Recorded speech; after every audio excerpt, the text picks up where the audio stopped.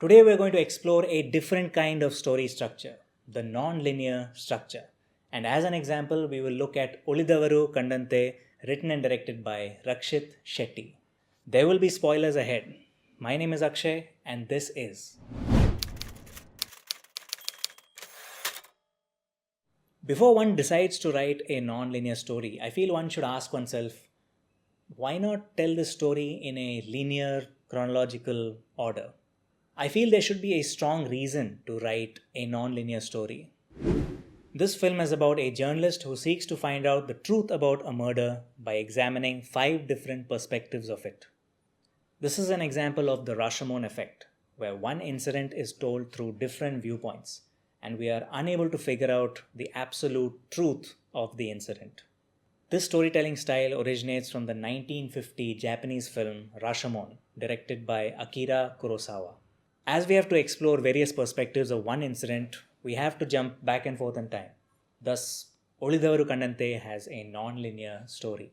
Let's further explore this non-linear structure. Following the structure. This structure weaves together several storylines. You have the main storyline, which is about Regina, who is the neutral observer. She investigates all the events that led to the murder. This is followed by 5 character perspectives on the murder. There's Raghu's perspective, Richie's, Ratnaka's, Munna's, and Balu's. There's also a flashback storyline that involves Raghu and Richie when they were kids. And lastly, the final chapter which wraps up the entire story. Because of the way they are designed, non-linear films seem to have no clear structure. That is not necessarily true. In fact, like a linear conventional structure, this film story does have 3 acts and hits most of the major story beats. Not only that, within each character perspective, there is a clear beginning, middle, and end. I made a separate detailed video on how a linear 3-act structure is done, and the link to that video is in the description below. So because the entire film follows the usual story beats, it's easier for us to understand how the story flows, even though the characters and timelines keep switching. The film breaks the rules by having us follow not 1 but 5 protagonists. Another way it breaks the rules is by revisiting scenes. When following a non-linear story with multiple characters, one can risk losing their sense of time and context. This is where revisiting scenes can be useful. When we return to a familiar scene, we already know where we are in the larger story. So little setup is needed to establish information. For example, Raghu's reunion with his mother Ratnaka features in both Raghu's and Ratnaka's story. Balu being kidnapped is featured in Richie's and Balu's story. Richie reaching the harbour for some alcohol is featured in Richie's and Munna's story. All 5 characters cross each other's paths in some way, thus connecting all the storylines. Control of information. The non-linear design is really based on how the writer wants to reveal information to the audience. In this film, when we shift perspectives, we get new information, and sometimes that information helps us understand previous scenes better. For example, in Richie's perspective, we don't really know why he assaults Balu and kidnaps him to take him offshore. When we are in Balu's shoes, it is revealed that he sold off a mysterious relic that Richie's boss, the local Don, was eyeing to acquire. When we shift perspectives, we sometimes get contradictory information regarding the murder. This raises more questions and makes us curious to watch till the end. Theme supports the structure.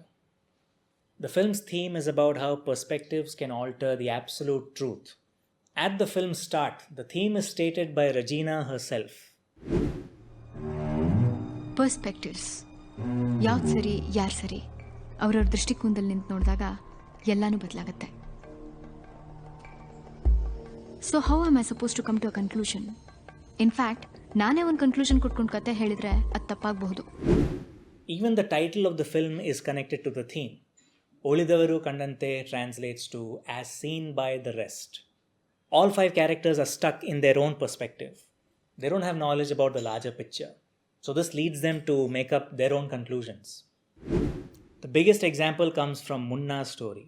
Munna discovers that his friend Balu has been kidnapped by Richie. Munna is well aware of Richie being a violent thug and thus rushes to go find Balu. Later on, Munna reaches a harbour where he has to inspect an engine for a specific boat. Richie and his associates return to shore on that same boat. Earlier, they used that boat to take Balu offshore. Strangely, Balu is not to be seen. Munna gets on the boat and sees someone washing the floorboards. He later finds a bullet on the floor. This makes him suspect that Richie killed Balu. But later on, only we, the audience, find out that Balu undoubtedly did not get killed. Munna deciding for himself that Balu was killed is a result of perspective. All the perspectives are connected to the alleged murder of Raghu. I say alleged because by the end of the film, we don't know for sure. We don't know if he got killed, fled from the town of Malpe, or mysteriously disappeared. What really happened regarding the murder is something that fans of this film have been speculating for a long time. That's the purpose of the Rashomon effect. We have to come up with our own conclusion using whatever information we're given. This kind of storytelling may not be everyone's cup of tea, but where's the fun if you cannot take creative risks and experiment with how to tell a story? Let me know what are your favorite non-linear movies in the comments below. If you like this video, please give it a thumbs up.